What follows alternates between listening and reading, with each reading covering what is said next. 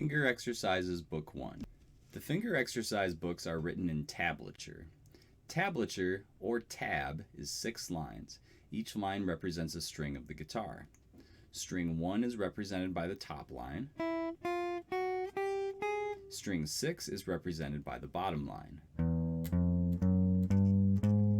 Keep in mind that this can appear backwards or upside down at first glance.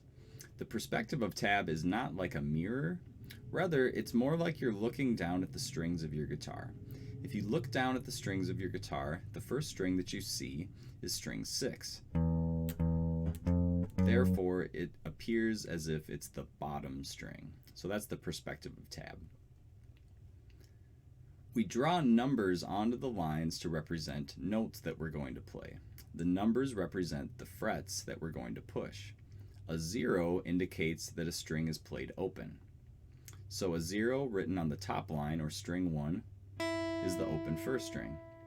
A 1 written on the top line, string 1, is going to be string 1, fret 1. So I pin down string 1, fret 1 with a finger, and I strike the string with a pick.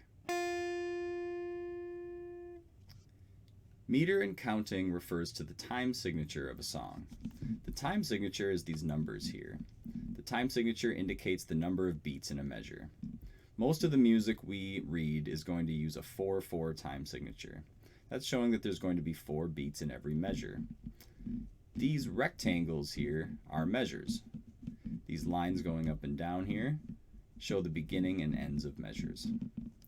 This thicker line with a thinner line next to it is a final bar line. This indicates the end of a song.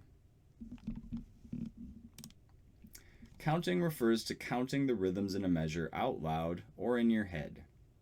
If I were to play this line of music here and count as I play, it would sound like this.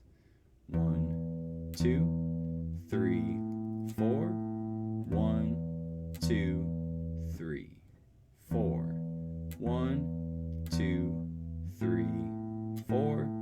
1, 2, 3, 4. Notice that the 3 here is in parentheses. I put the parentheses there because although we don't play on beat 3 due to this rest here, we still feel beat 3.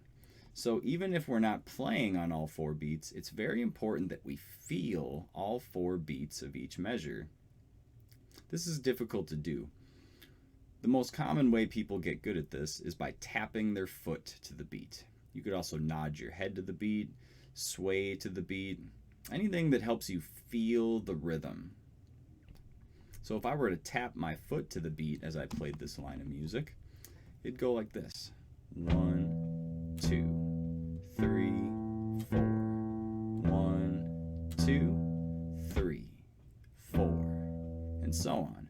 So notice, by tapping my foot on this rest here on beat 3, I still feel it. I still do something, so it feels like I'm playing something musical, even though there's no note there.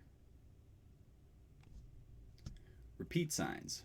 A repeat sign indicates to return to the beginning of the song. Repeat signs normally are exhausted after one use, so they're only good for one time. So right here we would play across this line, and then once we reach the repeat sign, we'd go back to the beginning and play it again. Right here is a forwards facing repeat sign. So this catches us, so we don't have to go all the way back to the beginning of the song. So we would play across this line here, and then once we reach the end, we'd go back here and play that again. A useful way to think of repeat signs is that backwards facing repeat signs are senders. They send us somewhere. And the forwards facing repeat signs are receivers. So this sender sends us back here to this receiver.